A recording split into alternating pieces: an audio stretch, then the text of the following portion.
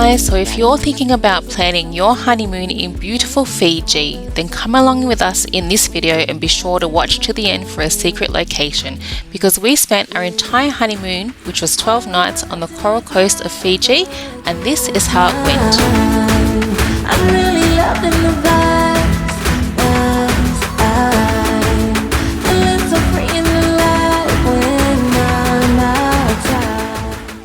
So we live in Sydney, Australia, so fortunately for us, the flight to Fiji is nice and close. It only took us about 4 hours flying from Kingsford Smith to Nadi Airport in Fiji. After arriving, we decided to just get a taxi straight from the airport to the Coral Coast, which is about an hour and a half drive southeast of Nadi Airport. We have landed in Fiji. Hola. Headed to the beach, you can meet me there. Tell me when you get there. Texting this boy with the long hair. Yeah, sky so pretty as the sunset. Tell me what we're about to do next. No one is ready to go home yet. For accommodation, we stayed at the Fiji Hideaway Resort and Spa on Queens Road in Tanangi, which we picked because it was really budget friendly and the traditional style bungalows, or bures in Fijian, were right on the waterfront. Our bures was clean, functional, fully air conditioned with a ceiling fan and bar fridge, and when the staff found out that we were newlyweds, they left us this lovely little surprise on our second day.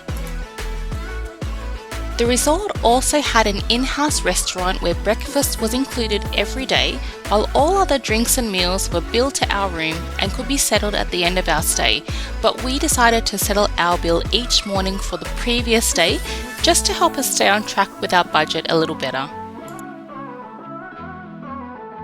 And as well as serving lunch and dinner, the restaurant also puts on live shows for entertainment for the guests each night, which are a mix of traditional dance and performances and general musical entertainment.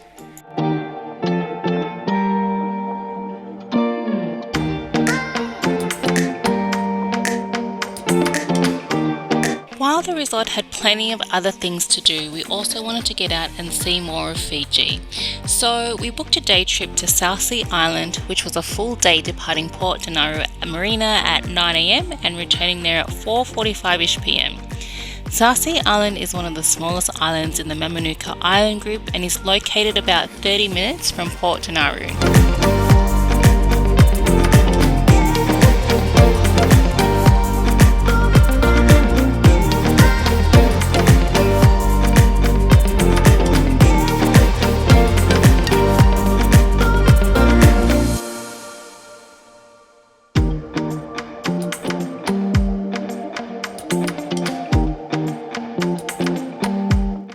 Once you get a little closer to the South Sea Island, they actually run shuttle boats to and from the main catamaran. So here we are, just waiting for our turn to go over to the island and disembark.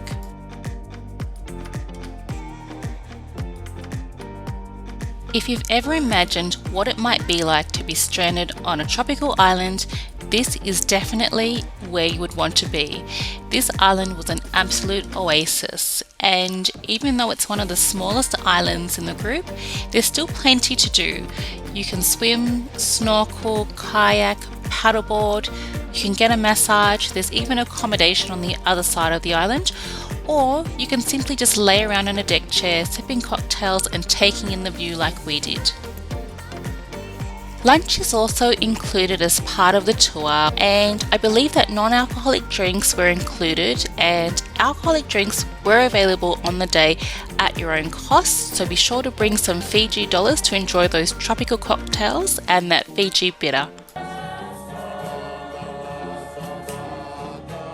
As the day was coming to an end and we were slowly getting ready to leave, the tour staff sang us a lovely farewell song, thanking us for visiting South Sea Island and sending us sailing off into the sunset and back to the mainland.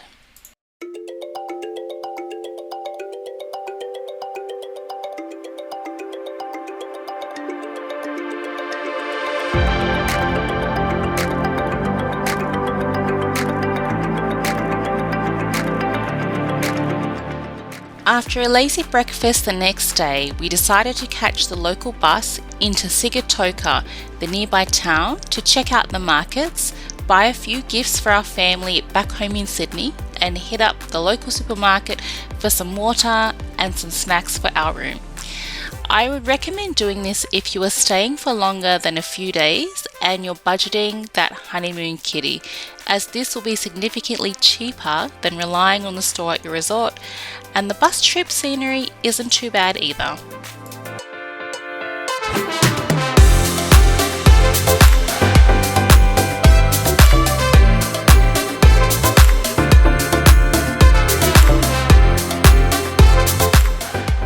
When you arrive at Sigatoka, the bus will drop you off here right outside the marketplace, so you can head straight in and check out the locally grown fruits and vegetables.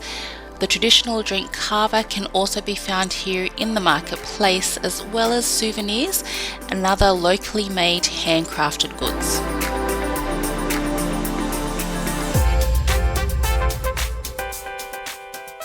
Even though it was July, which is typically winter time in Fiji, it was still very hot on this particular day. So we actually bought these hats from one of the stores in the town on our visit, and once we'd picked up the rest of our supplies that we wanted to get, we caught the local bus back to the hideaway on the other side of the road.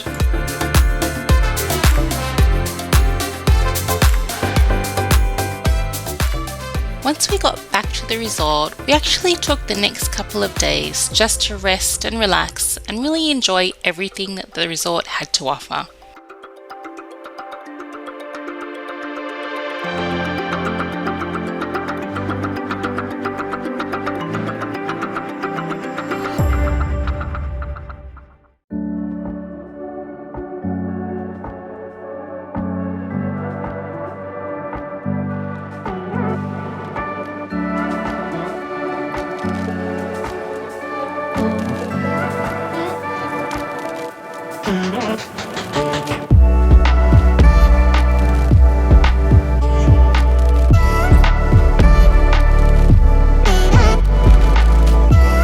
The second tour that we did towards the end of our honeymoon was the Jewel of Fiji day tour, set in beautiful Navua, which is only about an hour and 10 minutes drive from the hideaway. So if you were staying anywhere on the Coral Coast, this would be a great tour to do.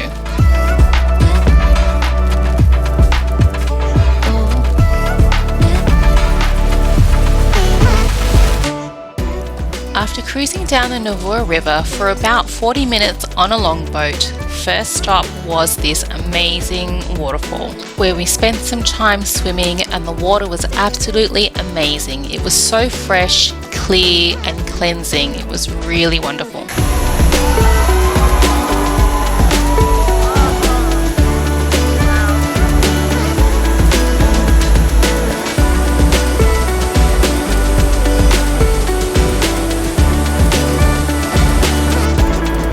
And after emerging from the soul-cleansing water of the waterfall, it was time to jump back onto the longboat and head back to Navua village.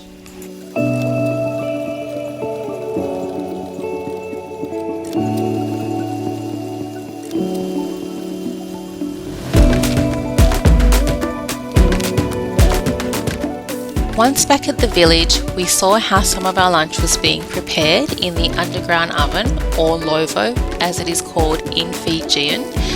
The village also put on a kava ceremony for the whole tour group, and because we were the honeymooning couple, they actually made my husband Michael chief for the day, and they asked me if Michael should have a low tide, a high tide or a tsunami serving of kava, and of course I had to choose tsunami. I couldn't let the tour group down. After kava, lunch was served, and to finish the day off, we watched some beautiful dancing by the men and women of the village before wrapping up the day and heading back to our resort.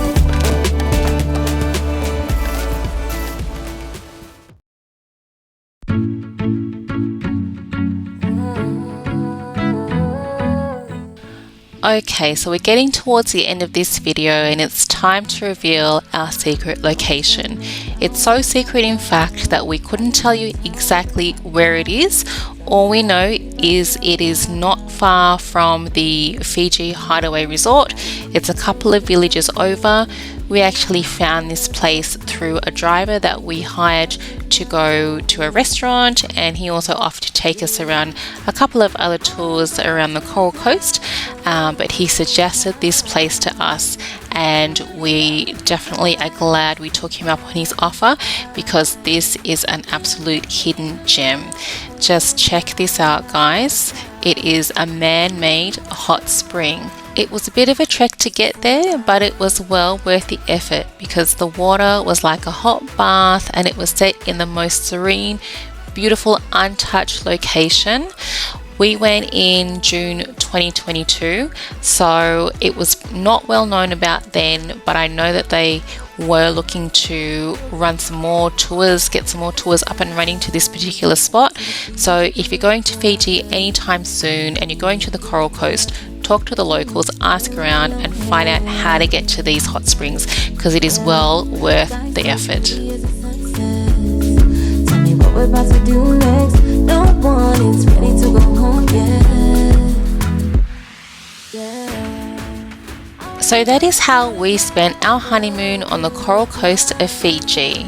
We hope this video has been helpful if you're planning a honeymoon or even just a holiday to Fiji, and it's given you some ideas of things to do and places to see.